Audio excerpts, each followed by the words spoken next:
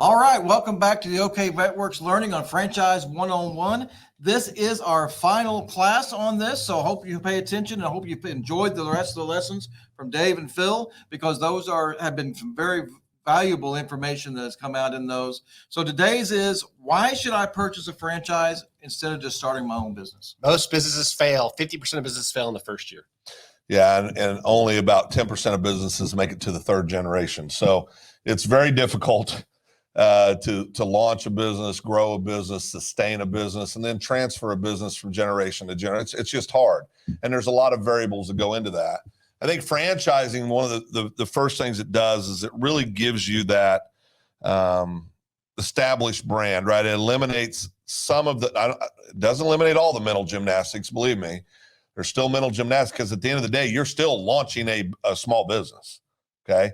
You just have the predictability and the support and the process to follow that's been proven to be successful already, right? And I think that's one of the big advantages of a franchise over starting a traditional brick and mortar business. And to me, it's even more in depth than that, because if you've started your own business, you understand you've got to have some finance background. You got to understand marketing and advertising. You got to know how to deal with salespeople. You've got to understand how to handle employees and HR.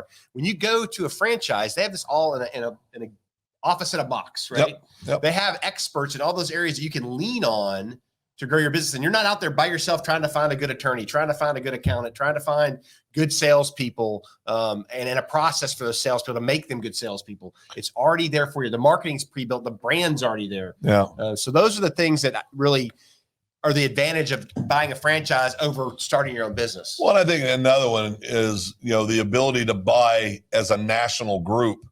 So you're controlling so let's say home service is a big one where this really matters. So if you're a roofing contractor or a restoration provider, or HVAC or electrical or plumbing, or any of these all fall under home service, those franchises, if they have 400 locations, can go to national brands and get big time discounts on pricing from vendors. So it can really help you from a pricing standpoint compared to just going out and swinging. If you're going to do roofing, would you rather be able to go out and have the power of 400 franchise locations all having the same pricing, or go out and try to get the best pricing as Phil's Roofing in Guthrie, Oklahoma? Well, you're going to pay a lot more as Phil's Roofing in Guthrie, Oklahoma. So that purchasing power is a big deal that franchises can bring to the table. And my favorite one in all this is reducing your risk of failure. Yeah. Like I said, most businesses that start their first year fail in their first year, 50%, and 10% are alive after 3 years or third generation. Yeah. You know what it is.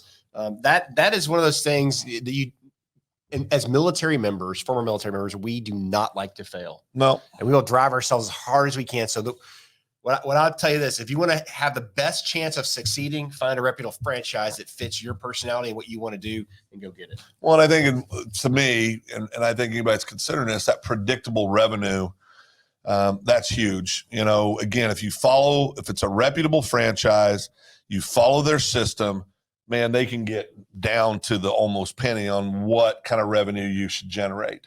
Well, that eases up your pressure as Oh, well. big time. As a business owner starting up a business, you have no idea. You have no idea. And when you start, like I said, you talk about the established brand, everybody knows it. Well, they don't know you as an individual company. Right. They don't know what kind of record you're going to have, because there's no proven model yet, like there is with the franchise. Right. Yeah. And to me, again, putting myself in the shoes of somebody potentially buying one, I'll just look at my own life. When I first got out of the service, if I'd wanted to go down the franchise model route, I had this beautiful blonde I had to convince this was a good idea, so there's other people's lives involved, is my point. And being able to have that predictable revenue stream eliminates a lot of that pressure. Well, it also opens up the availability of financing, right? If you can take a bank, a business model, a proven business model, it's a lot easier to get a loan to get the stuff you need to make the business run. That is, if you have your own idea and you walk in there as Dave, hey, here's my plan, give me money.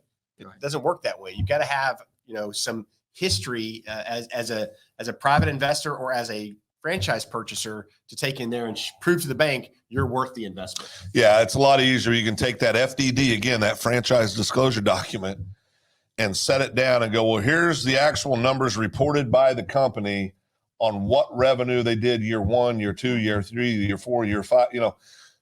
That strengthens your case. It's not you by yourself.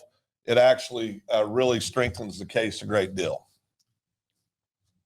Those are the, I think that's it. That's really the Man. gist of why you should purchase it over a business. Now, if you want to start your own business, go for it. We're not telling you not to. We're telling you that there's an easier path if you're interested in the franchise space. Well, and listen, some people should not do franchises. I'm just telling you, I would be terrible as a franchisee. But that's because you want to do it on your own. Correct. And that's what I'm saying. It's not a right or wrong, but that's why our assessment, Right. again, you can do our assessment at exingroup.com. That's EXSIN group.com. Go take that free assessment. It's a good first stepping off point to understand, is this franchising thing good for me? Right. And you just got to be honest with yourself as you're walking it out. If you do those things, it'll turn out well. And if you keep up with OK Vet Works and all the great work they're doing, we're going to help them out this spring, and we're going to have a day of franchise with Yep. Phil and Dave. We're going to be there to answer your questions, demonstrate what it's all about, and help you learn more about franchises in a face-to-face environment. Definitely much, much more to come. But this does conclude our Franchise 101 classes at this time, courses. And I want to thank Dave and Phil definitely Darren. for helping us out with this from Exxon Group. And again, fill out that assessment, go through that, see if this is a fit for you to do franchising before you just jump off and Yes. go find you a broker that's going to have you sign day one. So I think one of the biggest things, just real quickly, one of the biggest things I took out of this personally was make sure you have a good FDD there. Oh, If that disclosure is not there, yeah. That's everything. to run. That's out. And you call us, we've got a site that we can give you. If you get a hold of us through exingroup.com, you can just hit info@exingroup.com. We can give you a site to go to that lists every franchise disclosure document in the country. So it's a great site. Give us a call. We'll be glad to give that to you. Reach out. We want to help you live the dream you want to live after your service. That's right. Again, thank you guys, and I hope you enjoyed this series, and we'll see you again very soon.